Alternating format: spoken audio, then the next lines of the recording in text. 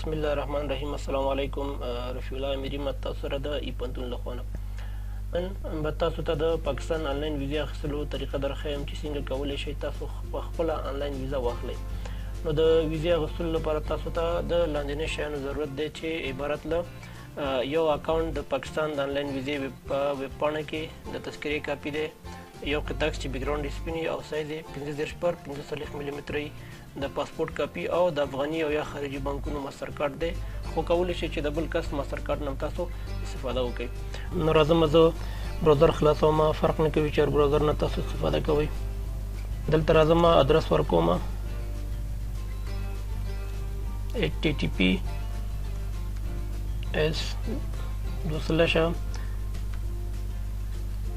visa.nadra.gov.pk دا به انټر ووهو. لاندې به راشو اپلای ناو. دلته موږ ته دوه اپشنه دي، یو که چېرته اکاونټ لرو نو کولی شو دې باندې کلیک وکړو، چېرته اکاونټ نه لرو نو باید اکاونټ ساز کو پکې. نو راځم کریټ نیو اکاونټ باندې کلیک کوم. دلته یو نوم ورکوم، دلته به تخلص ورکم، دلته به ایمیل ورکم،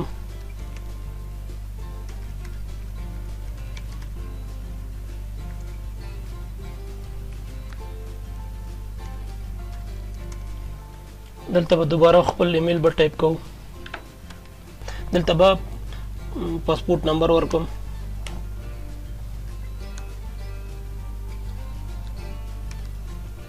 دلته به پاسورډ ورکم دغه سیستم لپاره. بر کوشش وکړئ هغه پاسورډ ورکړئ چې هم پکې نمبر وي، هم پکې لیټر وي او هم پکې سمبول وي. دلته بیا دوباره هغه پاسورډ ورکو. دلته به سکیورټي کپچا دغه ډیجټس به ورکو لاندې چې عبارت له D 6YB.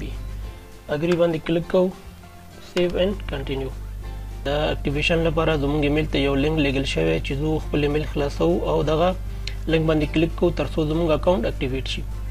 اکټیویشن لپاره زما خپل ایمیل خلاصوم، چون ما هاټ میل ورکړی، دلته زه هاټ میل ورکوم.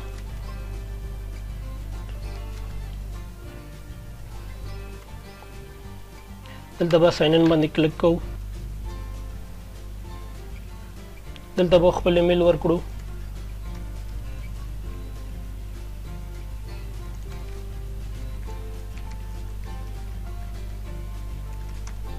نیکسٹ. دلته به پاسورډ ورکو، ساین ان باندې کلیک کوو، زموږ ایمیل خلاصیږي. دلته وګورئ دوستانو موږ ته ایمیل راغلی د پاکستان ویزا پورټال نه، دې باندې به کلیک وکړو، ایمیل به هم خلاص شي. دلته موږ ته ویلي چې په دغه لینک باندې کلیک وکړئ ترڅو ستاسو اکاونټ اکټیویټ شي. دې باندې کلیک کوم، زموږ اکاونټ څه شو؟ اکټیویټ شو. اوس به راشو لاګین به شو خپل اکاونټ ته، هغې نه پس د ویزې پروسس به سټارټ کړو.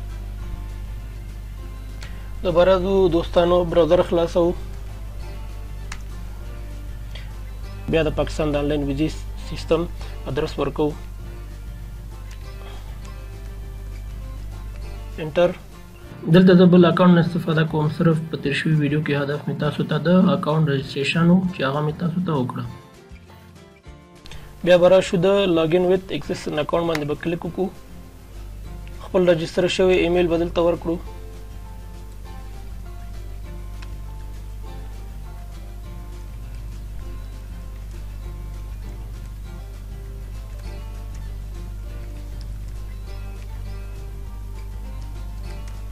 دلته به خپل پاسورډ ورکو،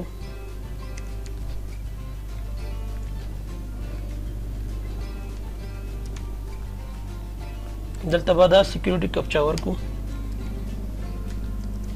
لاګین باندې به کلیک وکړو، صفحه خلاصه شوه. صفحه خلاص شو، دلته به راشو دغه چک باکس به چک کو، accept and continue. دلته دوه لارونه کولی شو چې خپل نشنلټي انتخاب کو.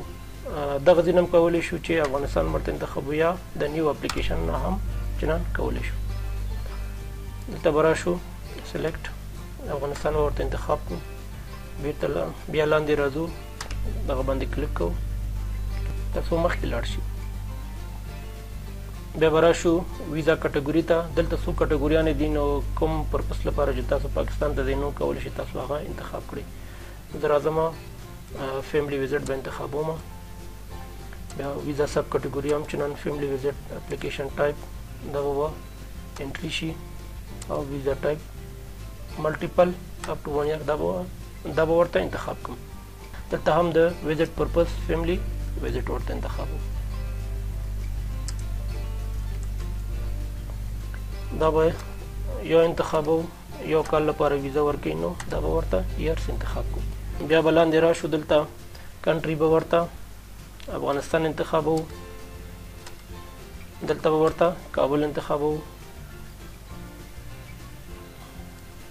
دلته د انټري پورټ مطلب دغه دی چې په کوم لاره باندې تاسو پاکستان ته ځئ. نو که چېرته هوایي ځئ نو کولی شئ چې اسلام آباد نو کولی شئ چې ورته اسلام آباد ایرپورټ انتخاب کړئ. خو زه غواړم چې د ځمکې له طریقه لاړ شو نو تورخم لنډ به ورته انتخابوم. دلته راشئ تورخم لنډ روټ. بیرته په کوم لاره باندې راځئ په هر لاره چې بیرته راځئ که هوایي راځئ نو هوایي ورته انتخاب کړئ اسلام آباد. او که چېرته بیرته په همدغه تورخم راځئ نو تورخم به ورته انتخاب کړئ. دلته به ورته خپل تاریخ وښیئ چې په کوم تاریخ باندې تاسو پاکستان ته ځئ. فرق نه کوي چې په مغه تاریخ باندې تاسو دلته انتخاب کړئ او په مغه تاریخ باندې بیرته بیا تاسو پاکستان ته لاړ شئ. زه به ورته 13 انتخابوم. بیرته په کوم تاریخ باندې راځئ نو یو تاریخ ورته وټاکئ. مثلا یو هفته تېروي 2 هفته تېروي زه به ورته دغه تاریخ انتخاب کوم. دلته به تاسو نه د پاسپورت نمبر غواړئ. پرسنل انفارمیشن د پاسپورت نمبر ورکړئ. پاسپورت نمبر هم ستاسو په پاسپورټونو کې شته.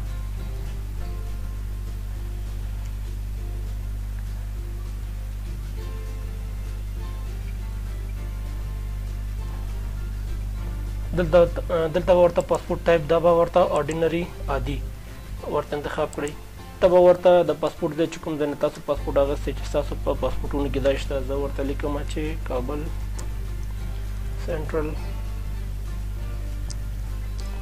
پاسپورت آفیس MOI چې دغه ځای کې لیکل شوي دوستانو دغه ځای کې.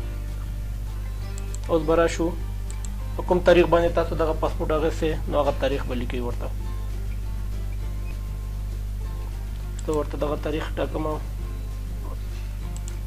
نو را به شو.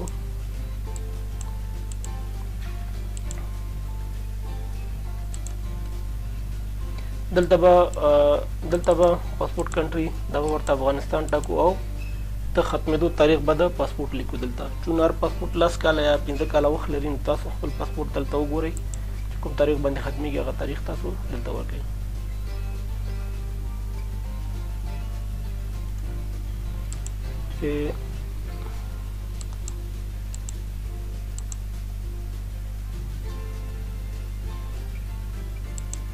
دلته تاسو ته ویلي چې ډو یو هاف اني پاسپورت او ټریول ډاکومنټ نو به دا به ورته نو انتخاب کې به نیکسټ ته به لاړ شي. دلته بله صفحې ته راغلو. د ټیک مارک مطلب دغه دی چې کوم معلومات تاسو پخواني فارم کې ورکړه هغه ټول صحیح دي. چې دلته به خپل تخلص لیکو. بیا به ګیون نیم کې خپل نوم لیکو کوم نوم هم چې په پاسپورت کې.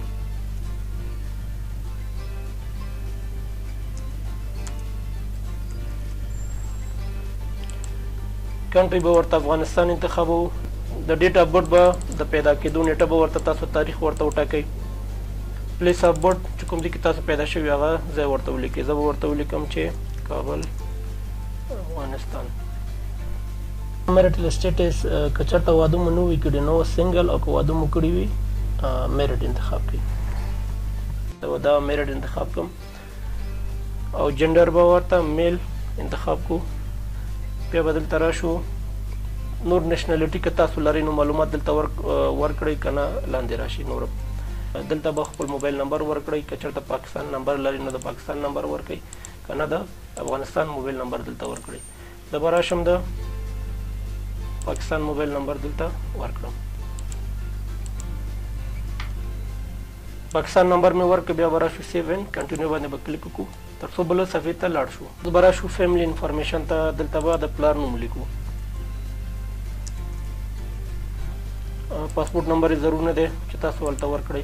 نیشنلټي به ورته انتخاب کړئ افغانستان. دلته به د مور نوم ورکړو.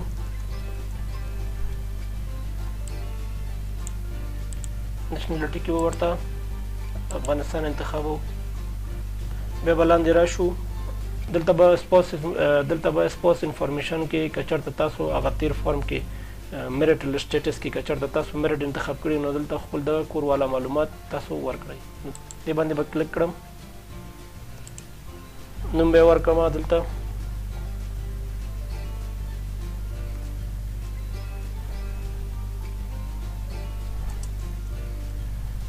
دلته به نیشنلټي ورته انتخابوو، مثال افغانستان.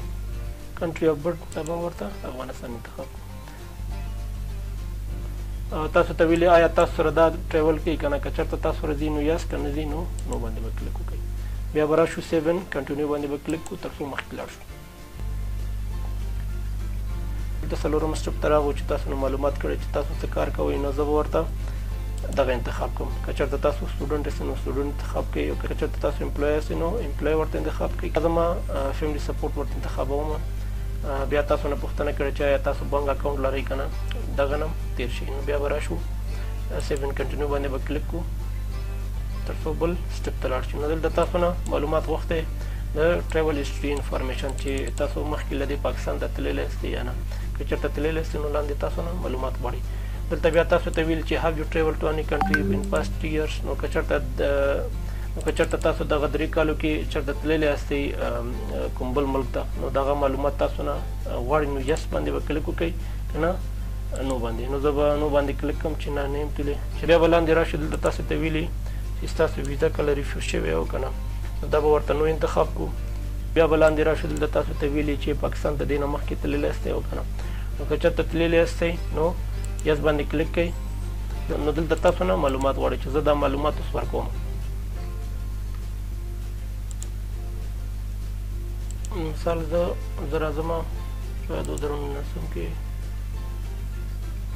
څلورم تاریخ باندې دلته به ورته تاریخ انتخاب کوم چې په کوم تاریخ باندې زه تللی یم، چې دغه تاریخ تاسو کولی شئ د دخول و خروج د ټاپې نه پیدا کړئ. کوم کار لپاره تللی یاستئ نو دلته به تاسو ورته فیملی ویزټ ولیکئ. دلته به ویزا نمبر لیکو ورته.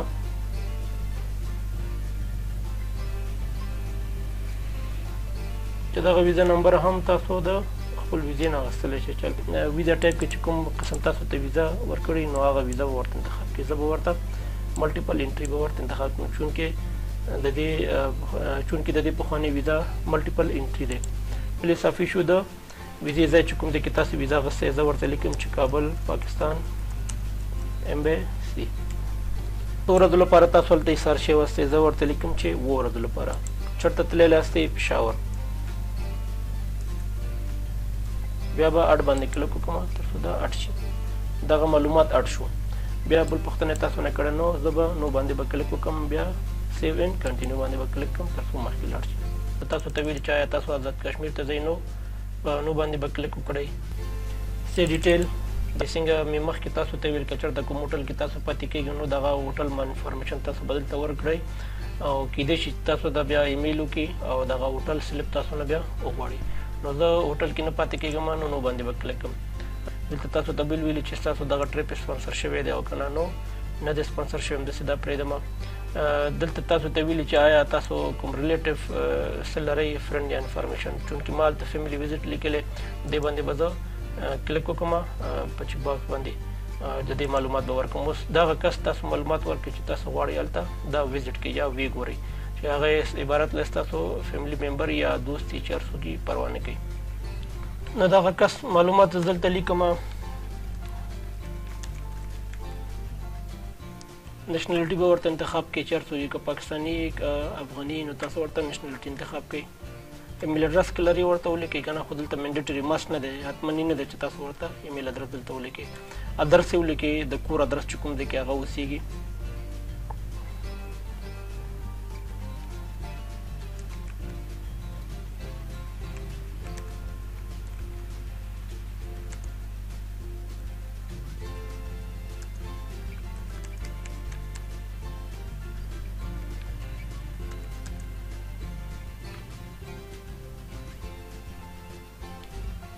دلته به ریلیشنشپ ورسره ولیکي چې ستاسو دغه کس څه کېږي نو زه به ورته فادر انتخاب کړم دغه کس یې شمېره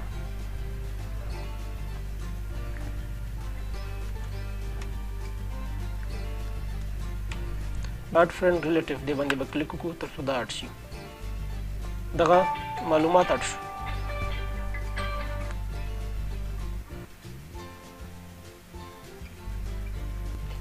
بیا به لاندې راشو سیو اینډ کنټینیو باندې به کلیک وکړو تر څو بل پروسه مخکې لاړ شي دلته اوس بل پړاو دا راغلو چې ستاسو تذکره غواړي دلته عکس غواړي او پاسپورت کاپي تاسو نه غواړي چې څنګه ما تاسو ته مخکې ویل چې یو قطعه عکس چې بیکګراوند یې سپین او سایز یې 45 پر 15 ملي متر او د شپږ میاشتو نه زوړ نه وي نو را به شم لاندې اول به دلته ورته پاسپورت انتخاب کړم چوز ته به لاړ شم پاسپورت باندې به کلیک کړم اوپن او اپلوډ باندې به کلیک کړم تر څو دا فایل اپلوډ شي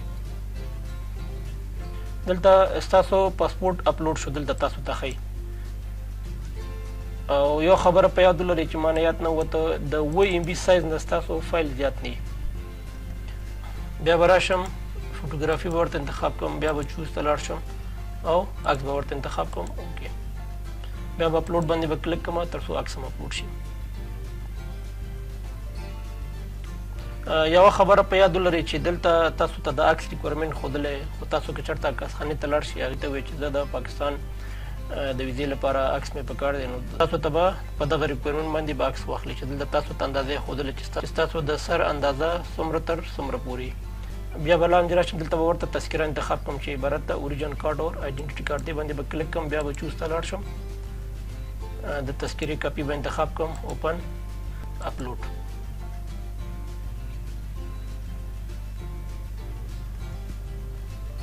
دغه 3 ډاکومنټ هم دلته اپلوډ شو چې په دغه کلیک سره تاسو ته دا ښیي مثلا دې باندې ما زه کلیک کوم عکس یې راته وښوده که چېرته تاسو اشتباه کړي نو په ریموو باندې کلیک کې دغه ډیلیټ کېږي بیا به راشئ سیو اینډ کنټینیو باندې به کلیک کړو دلته بل پړاو ته راغلو چې ریویو دا معلومات چې تاسو ورکړی آیا دا درته وایي چې آیا دا درست دي او که نه او که چېرته کوم مشکل پکې و نو کولی شئ چې لاندې راشئ دغه بګ باندې کلیک وکړئ نو تاسو ته یو سټپ به تاسو ته بیرته شاتګ وکړي هغې کې تغیرات راولي بیرته دوباره سیو اینډ کنټینیو باندې به کلیک وکړئ چون دا معلومات چې ما ورکړی دا ټول درست دي دغه چک باکس باندې به زه چک کوم سیو اینډ کنټینیو باندې بیا به دوباره کلیک کوم بیا به راشو پیمنټ ته د پیمنټ باندې به زه کلیک کوم دلته به د کارډ نمبر ولیکئ دوستانو یو خبره په یاد ولرئ چې دلته بعضې کارتونه کار نه کوي چې 3 علت لري اول دا که چېرته تاسو ماستر کارډ نه وي اخیستی او دغه پاسورډ مو بدل کړی نه وي نو اول خپل پاسورډ بدل کړئ دوم که چېرته پاسورډ مو بدل کړي او ټرانزیکشن مو نه وي کړی یعنې پیسې مو ترې نه وي راویستې نو لاړ شئ پیسې ترې راوباسئ نو کېدای شي چې کار وکړي که چېرته بیا احیانا په دغه 2 کارونو سره بیا هم کار ونه کړو نو بیا بانک ته لاړ شي ورته ووایي چې د دغه اکاونټ نمبر ټرانزیکشن د ماستر کارډ ماته خلاص کا نو هغه بیا هغې نه پس تاسو ته خلاصوي بیا تاسو کولی شئ چې خپل ماستر کارډ نه استفاده وکړئ نو زه به راشم د ماستر کارډ نمبر به دلته ولیکم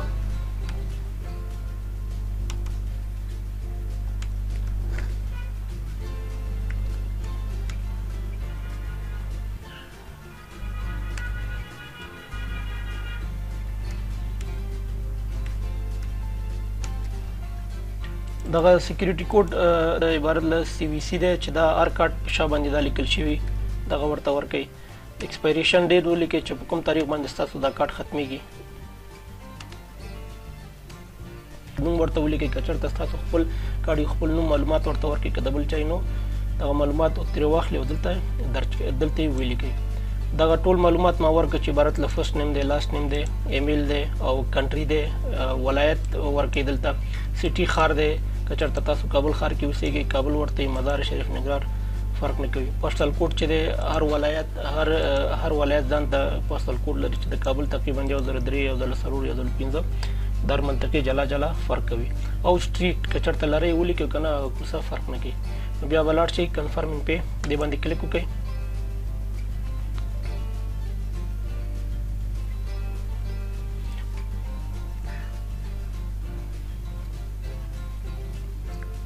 دلته اوس کار پې روان دی هغه موبایل نمبر ته اوس کوډ ورځي چې زه ورته کنټینیو باندې کلیک کوم نو اوس یو کوډ ورغی نو هغه کوډ راواخلئ دلته درج کړئ ستاسو پیمنټ کیږي.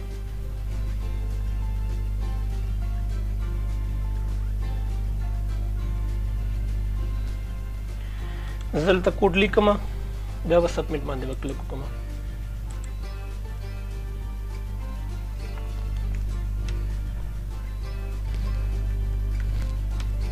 بیا به سبمیټ باندې به کلیک وکړم پیمنټ به وشي.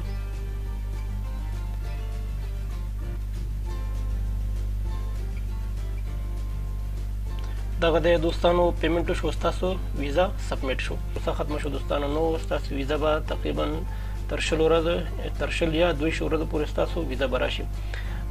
بله خبره دا چې کیدای شي همدغه سیستم تاسو ته ایمیل وکړي بعضې ډاکومنټ یې پکاري نو تاسو ورته هلته د کمنټ ځای کې بیا هغه ډاکومنټ یا معلومات ورکړئ. عموما دغه کس معلومات غواړي کوم چې تاسو په پاکستان کې هغه کس سره ګورئ نو دغه کس نوم ادرس او موبایل نمبر تاسو نه غواړي. راشو دلته به اگزیسټینګ اپلیکیشن ته تاسو ته زه دا وښیم چې دغه ستاسو ویزا په پروسس کې دی.